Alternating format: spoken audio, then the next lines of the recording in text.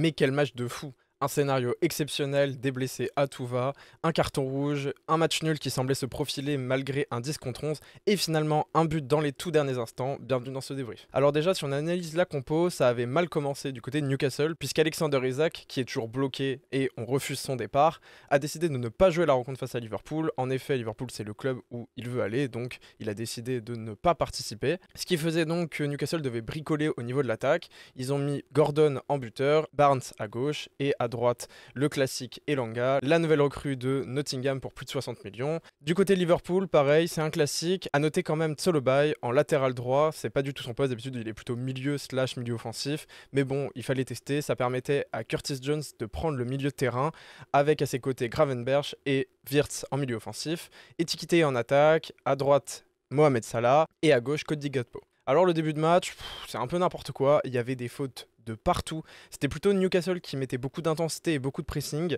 avec vraiment une intensité presque trop forte, des blessures, des fautes. C'était vraiment très compliqué comme début de rencontre. Il y a eu énormément d'accélération entre les moments de coupure, avec notamment Elanga qui, depuis le début du match jusqu'à la toute fin, était complètement en feu. Kerkez semblait en difficulté, ça va ne faire que s'empirer au cours de la rencontre.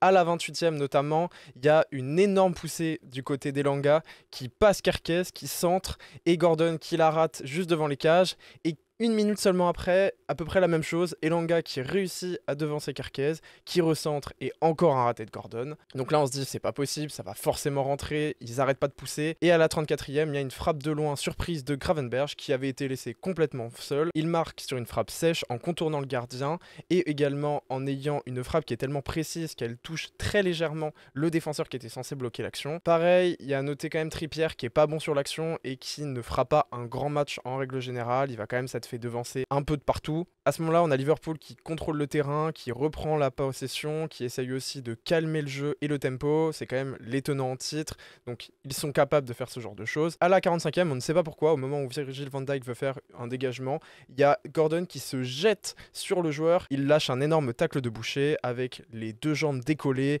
par derrière, enfin n'importe quoi. Au départ, l'arbitre ne dit pas carton rouge. Au final, il y a la VAR et la VAR décide que oui, il y avait bien rouge. Donc là, à ce moment-là, ils entrent au vestiaire, contre le cours du jeu, à 10, et en perdant, Newcastle était vraiment abattu, en sachant qu'il venait quand même de perdre Isaac, donc c'était déjà pas évident. Et au retour des vestiaires, ça va être encore pire, puisqu'Etike vient marquer quasiment à la reprise son 3e but en 3 matchs, avec un Gakpo qui réussit à glisser très légèrement le ballon pour le Français, qui se retrouve alors tout seul, et une très belle frappe. À ce moment-là, on se dit ok, il a donné la victoire, 2-0, et puis globalement, il n'avait pas fait une bonne première période, donc c'est quand même intéressant de voir un joueur qui a été recruté pour tant, même lorsqu'il ne fait pas un bon match, être clutch, donc bravo à lui. Il y a la sélection nationale qui arrive, j'espère que Deschamps a regardé parce qu'il serait peut-être temps de le sélectionner. À ce moment-là, il y a Liverpool qui semble de toute façon complètement impérial avec Newcastle sonné, mais ils reprennent progressivement du poil de la bête. Et à la 56e, alors qu'il y avait un coup de pied arrêté qui avait été complètement raté du côté de Newcastle, comme beaucoup depuis le début du match, il y a un centre qui arrive sur la tête de Guimarães et qui marque magnifiquement 2-1. À ce moment-là, il y a Newcastle qui reprend énormément de confiance. D'ailleurs, quand on regarde le ralenti, on voit que c'est encore Kerkez qui a raté son duel et vraiment, il a été dans tous les mauvais coups. Donc là, ça va pousser, mais de manière complètement folle. Il y a quand même Liverpool qui tente de calmer, mais ça ne marchera pas du tout dans le match. À la 73e, malheureusement, il y a Joelinton qui s'est pété l'adducteur. On rappelle aussi que Tonali avait l'épaule complètement déboîtée puisqu'il s'est blessé lui aussi. Donc là, ça fait un scénario dramatique où il y a Joelinton blessé, il y a Tonali qui a plus d'épaule, il y a Isaac qui fait grève et Gordon qui a pris un rouge. Pareil, juste après, il y a Fabian Schär qui va se prendre un énorme coup de tête face à Van Dijk et qui va tomber par terre. Donc il sortira. Là, vraiment, c'est un match catastrophique pour eux. On se dit, mais c'est terrible. Et pour autant, à la 87e, après un nombre de poussées incalculable, il y a 2-2.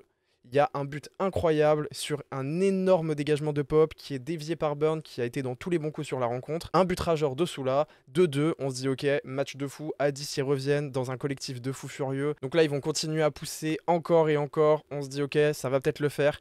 Et à nouveau contre le cours du jeu. Et à la 100e minute, alors qu'il n'y avait plus qu'une minute dans les arrêts de jeu, il y a le premier match de Ngo Moa, un jeune crack qui effectuait son premier match du côté de la Première Ligue à seulement 16 ans, vient terminer une superbe action collective et lâche une belle enroulée. 3-2, match juste formidable, Par contre, un peu un match de boucher quand même, avec des retournements de partout, des cartons rouges, des blessés. Et au final, le football champagne tel qu'on les aime, oui, il y a eu plein d'erreurs défensives, ça a été n'importe quoi. Il y a eu des trous inhérents au fait qu'il y avait un 10 contre 11 et donc un déséquilibre.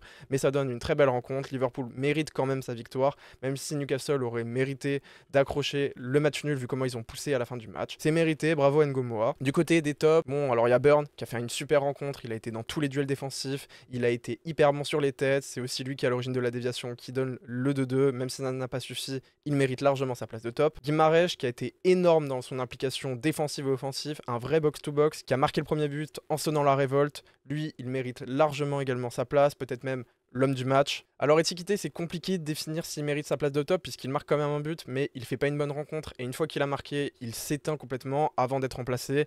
Je dirais que c'est pas un top, mais c'est un semi-top. Il y a Elanga aussi. Alors ok, il marque pas, mais par contre, il a été le joueur de déséquilibre tout au long de la rencontre, du début jusqu'à la fin. Il a fait vivre un calvaire à Kerkez.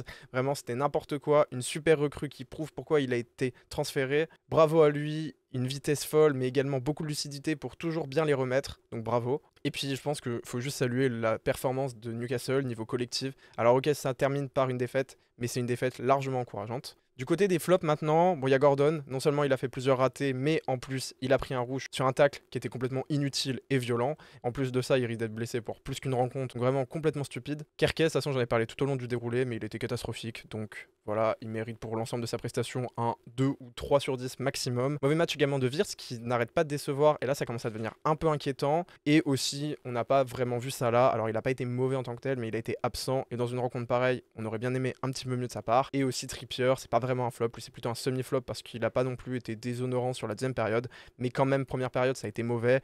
Et à plusieurs reprises, c'est passé de son côté. Merci, j'espère que vous avez apprécié la vidéo. N'hésitez pas à la partager, à liker, à vous abonner. Salut!